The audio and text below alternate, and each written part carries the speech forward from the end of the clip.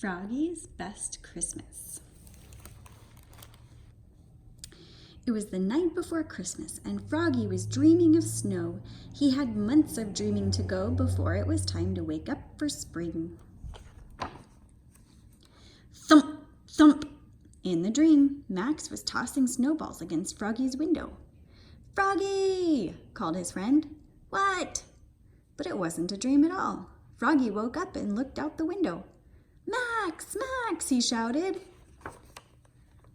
He hopped out of bed, hop, hop, flop, and opened the door. "Merry Christmas, Froggy!" yelled Max and gave him a present.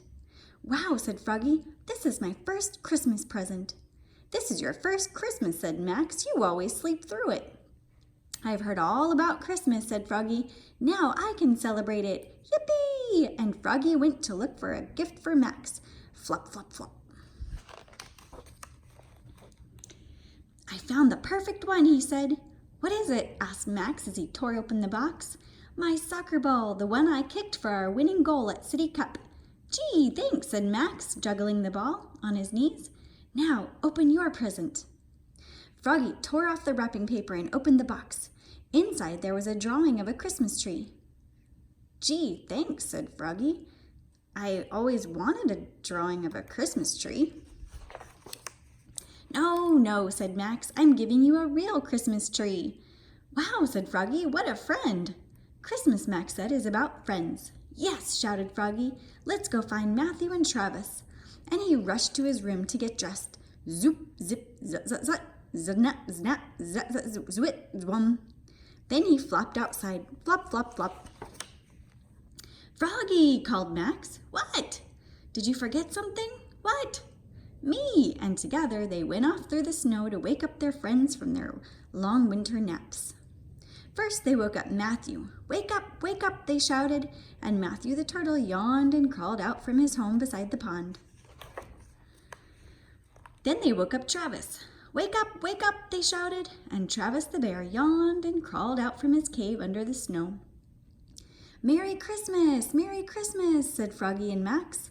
"This is my first Christmas ever," said Matthew. "Mine too," said Travis, and together they all trudged off through the snow to find the perfect Christmas tree. "Here's one," cried Froggy.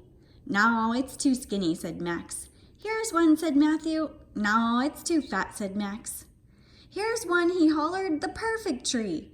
And Max the beaver gnawed and gnawed and gnawed until timber! Thunk! Then together they dragged the tree home through the snow.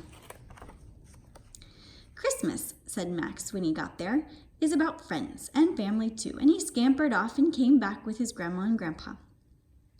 And with everybody's help, Froggy put up the tree and trimmed it with popcorn chains and pine cones. Then, with some paint and glue, Froggy turned the biggest cone into a tiny tree and wrapped it for his dad, painted and wrapped a picture for his mom, and put them under the tree. "It's not much," said Froggy, "but Mom and Dad like it when I make things all by myself. Besides," said Max, "it's the spirit of giving that counts." "And now," said Froggy, "for the star." He made a star out of tin foil and pushed a chair against the tree and climbed and reached and stretched. "Timber!" shouted Max. Thunk!